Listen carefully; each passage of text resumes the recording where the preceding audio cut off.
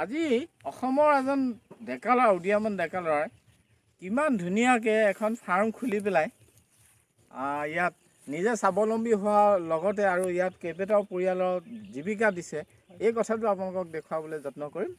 আৰু বিশেষকৈ এখন ব্ৰইলাৰ ফাৰ্ম, এই ব্ৰইলাৰ ফাৰ্মখন মই জনাত নিজেই তেওঁ বৰ সুন্দৰকৈ চলাইছে। আপোনালোক আহকচোন, মই দেখুৱাম। এইটো ফুটবাট হয়, এইটো বেলেগৰ পৰা আহিলে যিটো বীজাণু লাগি আহে ভৰিত সেইটো ক্লিয়াৰ হৈ যায়। খাওঁত সোমাওঁতে তেনেকৈ সোমাব লাগে। কি নাম তোমাৰ? হয়, মোৰ নাম প্ৰাঞ্জল হাজৰিকা। শিক্ষা কিমান ল'লা? মই BA কমপ্লিট কৰিলোঁ। আচ্ছা আচ্ছা। এইখন কি গানো? এখন ডেমনেগেটিভ ব্ৰইলাৰ ফিডটো। হয় নেকি? ফিডটো চাঙত থ'ব লাগে। এইটো পোৱালি অৱস্থাত 10 দিনলৈকে এনেকৈ ফিড হয় দানাটো। এনেকৈ বৰ্ডিং সজাব লাগে। বহীত কোম্পানী ফাৰ্ম যদি হয় তেতিয়াহ'লে জানিবই আৰু বহীত থাকে। সেইমতে স্পেচ দিব লাগে, কিমান স্কোৱাৰ লাগে এটা এটা পোৱালি। এতিয়া 0.4K আছে স্কোৱাৰ। এইটো অট'ডিংকাৰ পাইপ হয়, এইটো 14 দিনৰ পৰা এইটো হেৰি হয়, 40 দিনলৈকে এইটো পাইপত পানী আহে। সেইটো লগাম 14 দিনৰ পৰা। 14 দিনৰ পৰা দিব? 14 দিনৰ পৰা এইটো আৰম্ভ হয়। এইটো তেতিয়া পানী দিব নালাগে আৰু নিজে পানী আহে লিমিটত। ৰেগুলেটৰ ফিটিং আছে এইটো। 14 দিন যে ল'লে তাৰ আগত কেনেকুৱা? না, তাৰ আগত মানে ঢুকি নাপায় পোৱালিটোৱে। আচ্ছা আচ্ছা। হয়, এইটো পানী বচোন, এতিয়া পানী দিবলৈ ওলাইছোঁ। ইয়াত পানী ভৰাই ভৰাই দিব লাগে 10 দিনৰ পৰা। এইটো মাত দিছা যে কি হয়?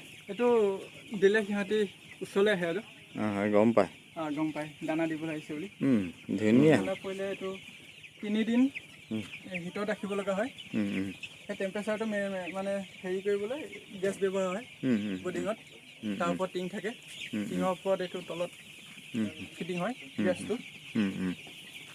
এইটো 3-4 দিনৰ পাছত উঠাই দিয়া যায়।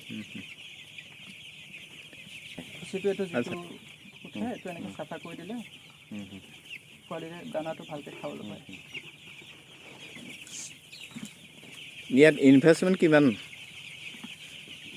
এইটো 2000 কেপাচিটিত আপোনাৰ 2.5 লাখ টকা খৰচা হয়। 20 মান হৈছে।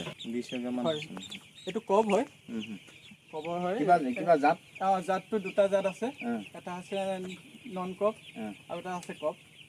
এইটো যিটো পোৱালি পাৰ্থক্য কিনো?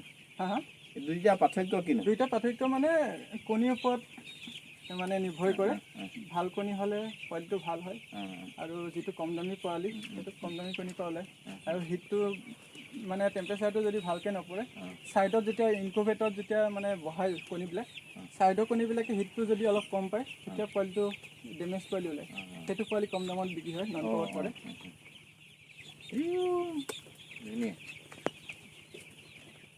মোৰ 4.5 বছৰ চলি আছে। ধুনীয়া ল'ৰা। এতিয়া মাহে উপাৰ্জন কিমানমান থাকে?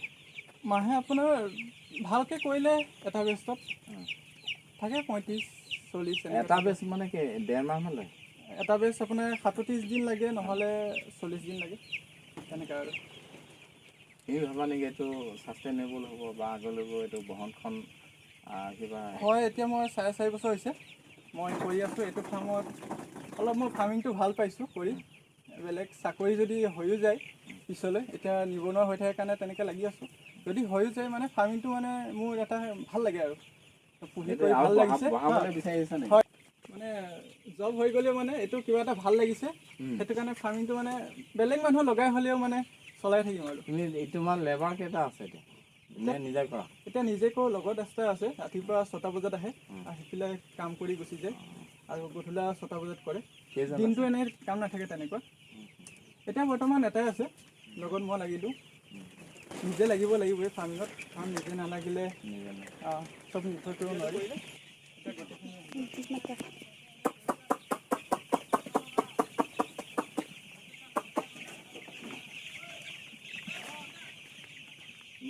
এই মাতটোৱে মানে